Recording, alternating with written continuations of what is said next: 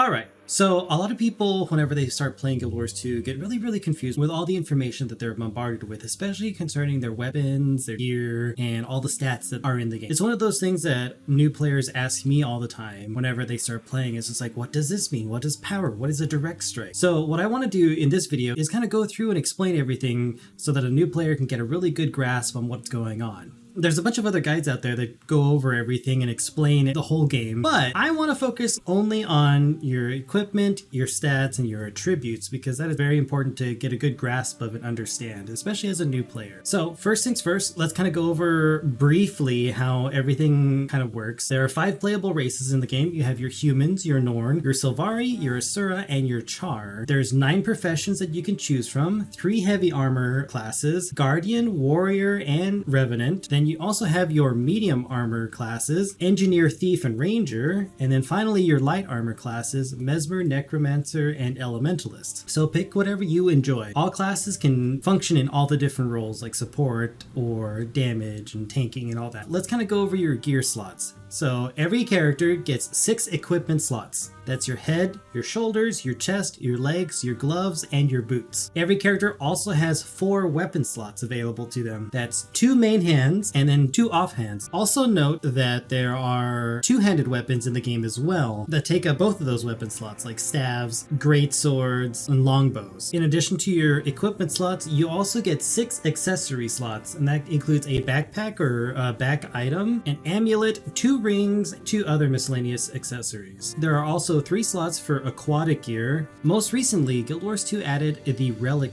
which is a item that provides bonus effects based on your skills and abilities. That's a lot of slots that allow you to customize your character's attribute points. Attribute points are kind of like your stats. So let's go over those because there's a lot of them. It can be very complicated looking. There are 4 main attributes: power, precision, which are your offensive attributes, and then you have toughness and vitality as your more defensive attributes. Power is going to be your base damage stat. Whenever you have a skill or ability that says does direct damage or augments your direct damage, power is just damage, just your raw base damage that you do with your weapon, your skills, and abilities. Precision is your critical chance attribute. So the higher precision you have, the more likely you're going to crit. Stealth characters really like to spec into that attribute. Toughness is your tanking stat. What toughness does is it reduces the amount of damage that you take, and it also increases enmity from opponents and other enemies towards you. So in PvE, a boss is going to focus the player with the most toughness. It's like the opposite of power. Lastly, you have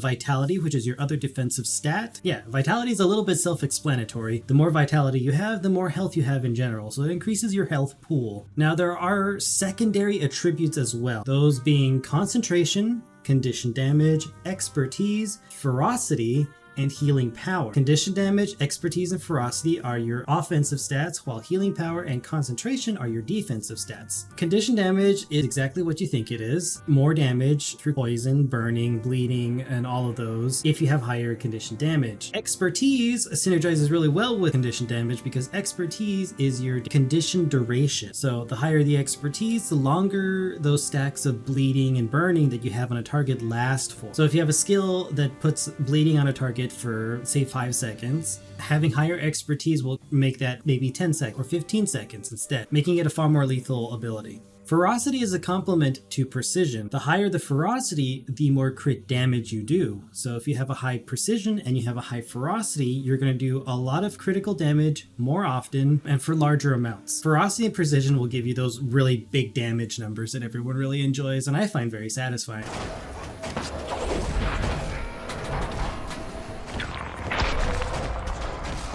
On the defensive side, you have your healing power and you have concentration. Healing power is just as it sounds. It increases the amount of healing you do with your healing ability. So if you have an elementalist, for example, has a lot of water magic that does a lot of healing, higher healing power means more health gets restored to your allies whenever you use it or to yourself. Concentration is a little bit different. Concentration increases the duration of your support buffs. So in Guild Wars 2, there's things like regeneration, protection, blocking. These are little status conditions that are referred to as boons. They're the opposite of conditions. What concentration does is make those last longer whenever you apply them to yourself or your allies. A character with high concentration can put regeneration on their entire party for long periods of time, even long enough for the skill to recharge and you can apply it again, resulting in 100% uptime for those positive status effects. I know, that's a lot of information, but I'm hoping it all's making sense, right?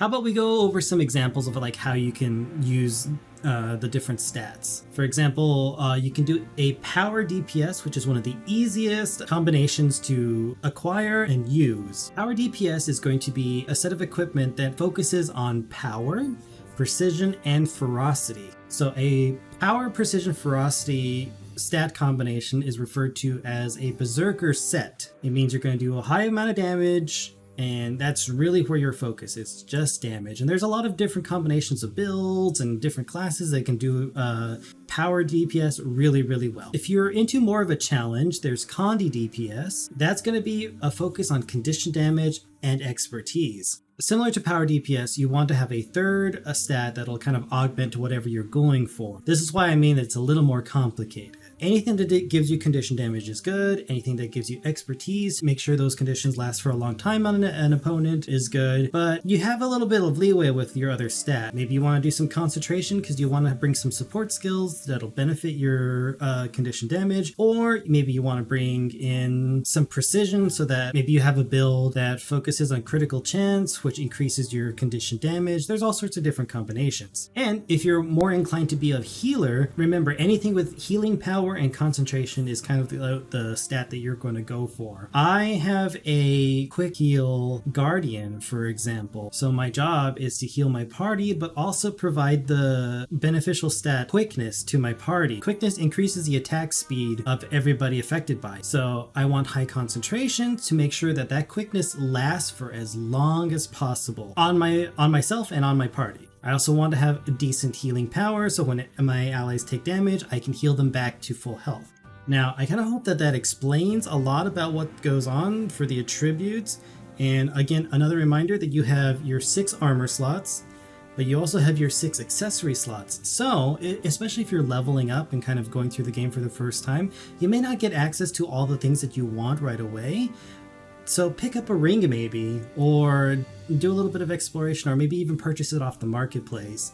Those accessories can kind of augment what your armor is lacking. The same thing for runes. Runes are a way to augment your equipment to better fit the stats that you need. Think of them as additional stats that you can just attach onto your equipment. There is a set of equipment and accessories all under the umbrella term of Celestial.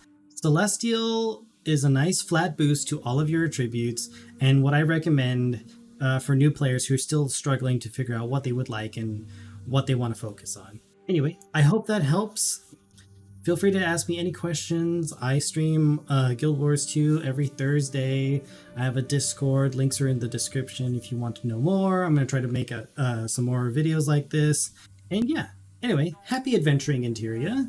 Look out for more Guild Wars 2 videos in the future. I'm the Dusk Cerberus, and this is my new Dominion, and I'll see you on the next story.